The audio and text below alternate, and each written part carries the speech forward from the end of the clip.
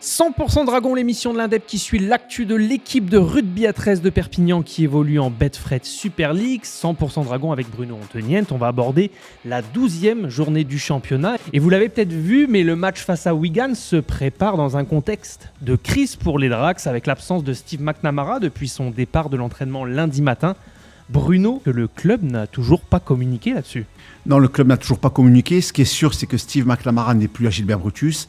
Il n'a pas dirigé la séance, ni celle de mardi, ni celle de ce jeudi matin. Voilà, une équipe qui prépare la prochaine échéance. Le rendez-vous fixé samedi à 18h30 contre l'équipe de Wigan. Pour l'instant, ce sont les modalités, les termes de rupture de contrat, de prise de recul, de licenciement, appelez ça comme vous voulez.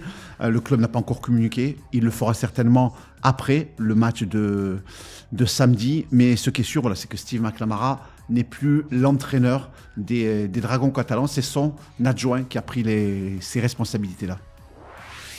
Donc effectivement, on attend de savoir si ça va être une démission, un licenciement, quoi qu'il en soit.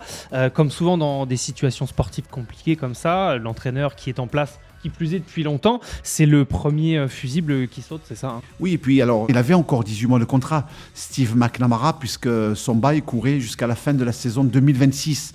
Donc forcément, il y a des demandes d'indemnité de licenciement du côté de Steve McNamara. Ça négocie entre lui et le club des Dragons catalans. Et c'est dans ce contexte-là que les joueurs préparent le rendez-vous. La traditionnelle conférence de presse a été annulée par le club ce jeudi pour ménager et préserver surtout les joueurs qui sont sous une bulle dans laquelle Sam Tomkins a placé tout le monde depuis mardi.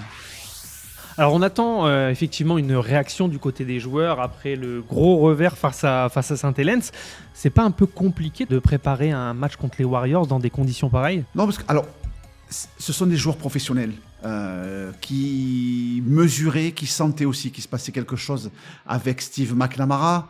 En tout cas, ces mêmes joueurs-là ont donné l'impression de lâcher le coach. La semaine dernière, alors ils ne vont pas faire les difficiles 8 jours après. La moitié de l'équipe a abandonné l'entraîneur. À eux maintenant de prendre l'entière responsabilité qui est la leur d'être des joueurs professionnels et de performer le samedi, peu importe l'adversaire. Donc voilà, ils ont été préservés. Eux savent ce qui s'est passé. Steve McNamara est venu dans les vestiaires leur dire que c'était terminé. Pour eux, c'est clair. Le reste, c'est de l'extra-sportif. À la limite, ça ne les concerne pas. Il y a eu un changement d'entraîneur. Ils ont été fixés dès lundi matin. Et dès lundi, le milieu de matinée, ils ont vu que c'est Joel Tomkins qui prenait en charge l'équipe avec Ryan Sheridan qui est son adjoint, avec Mathias Pala et Ryan Whitley qui sont les préparateurs physiques, avec la même cellule médicale. Donc, en fait, il manque une tête. Le reste du vestiaire, le reste de l'encadrement est le même. Donc, il n'y a pas non plus un gros bouleversement.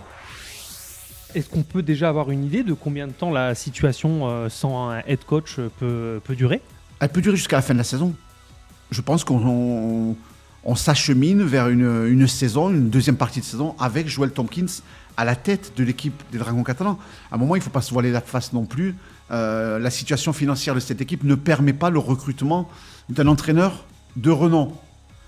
Oui, vous pouvez avoir peut-être un entraîneur un peu moins huppé à un salaire moindre, mais aujourd'hui, voilà, il y a Joel Tomkins qui est dans la place. Les dirigeants veulent continuer avec lui, en espérant que ça se passe bien. Bien entendu, si d'ici un mois, les performances, on ne parle pas de résultats, sont catastrophiques, peut-être qu'il y aura urgence. Mais dans un mois, on sera fixé. En tout cas, dans un mois, on saura si les Dragons peuvent encore lutter pour le top 6 ou si c'est mort. Aujourd'hui, ils existent encore. Ils n'ont pas encore mis un seul pied dans le top 6 depuis le début de la saison, mais ils sont à 2 et 4 points. Par contre, si vous perdez les 4 prochains rendez-vous, là, ça sera définitivement cuit. Et là, c'est l'avenir qui se dessinera en pointillé. Très bien, mais écoute, on suivra ça de près. Est-ce que tu peux nous rappeler quand même l'heure de ce rendez-vous à Brutus ? Samedi, 18h30, face au champion en titre, l'équipe de Wigan.